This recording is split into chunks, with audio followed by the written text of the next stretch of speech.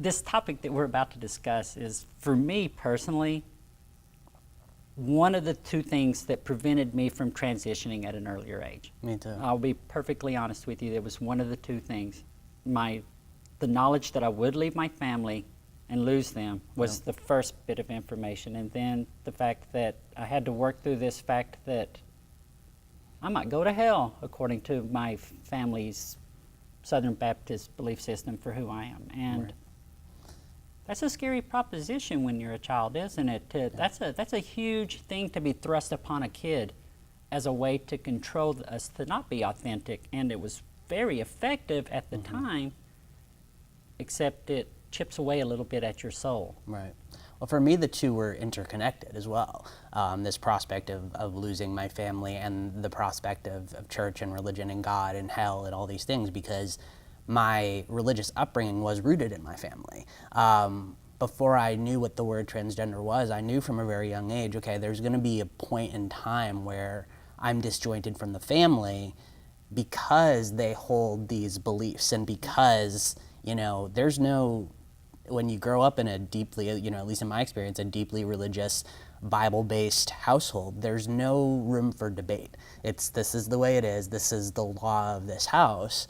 And, you know, when you try, and I don't think there is room for negotiation or reasoning in the mind of someone who views this one way of living life as the way. You know, there's no wiggle room. You can't.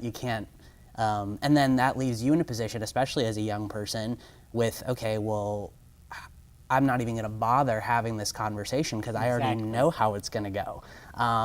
So yeah, I absolutely felt a lot of that same feeling, and watching your segment speaking about religion in your life, about praying every night. I said out loud, me too, because I went through the same thing in that regard, where I think it was hard because I would go to church and I would actually feel a kinship with God, or so I thought. And I felt comfortable in church in one regard, where I was like, wow, I like being here. I feel something about coming here makes me feel good, and it makes me feel I have a spiritual experience here. But then I'd have to reconcile that with the fact that I'm still not embraced exactly as I am here.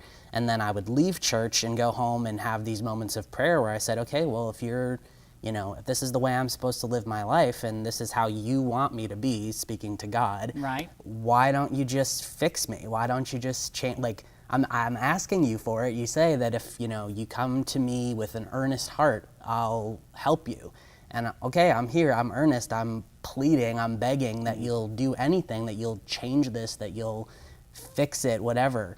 And I came to realize in my adult life that the reason that prayer was never answered was because there was nothing wrong with me. Exactly. But when you're a kid and an adolescent, and there's already so much going on and so much changing, and you're confused and lost, you don't have that sense of awareness that, okay, you know, it's just, maybe I'm not even worth the prayer being answered because I'm so wrong at my core. And that's that tough. was truly where I think that I came from. It was the reason that none of my prayers were answered was because I wasn't loved by God. Right. I mean, I think that's what a lot of the, and I appreciate spirituality. I appreciate devotedness to your belief system. I truly do. I think it's a wonderful aspect of being a human and being real, being authentic. My parents are authentic. Yep. They are, in the sense that they're going to hold to that belief system. Sure. Now, other parts of their life were not authentic. And I think that that's what happens a lot of time with some of the more stringent faith-based people, is that their definition of authentic is strictly driven by blurbs of Scripture, even not even in the entire Scripture of the Bible or any book of faith, the Torah, any book of faith. I think that what happens is you lose the authentic self trying to mold yourself into what this book says you are supposed to be as a human being. Sure. And I don't necessarily know that, I know for me personally that would not happen correctly. I know that I would not have, if I had followed the mold of the Bible, followed the guideline of it the way that my family did,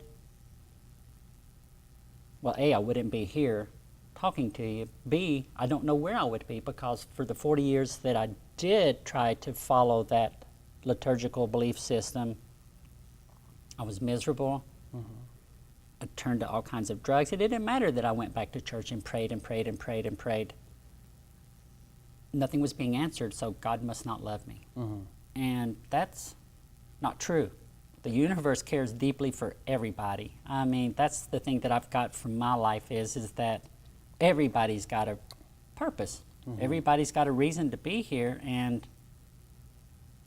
I hate that other people think that their reason to be here has to be your reason to be here also.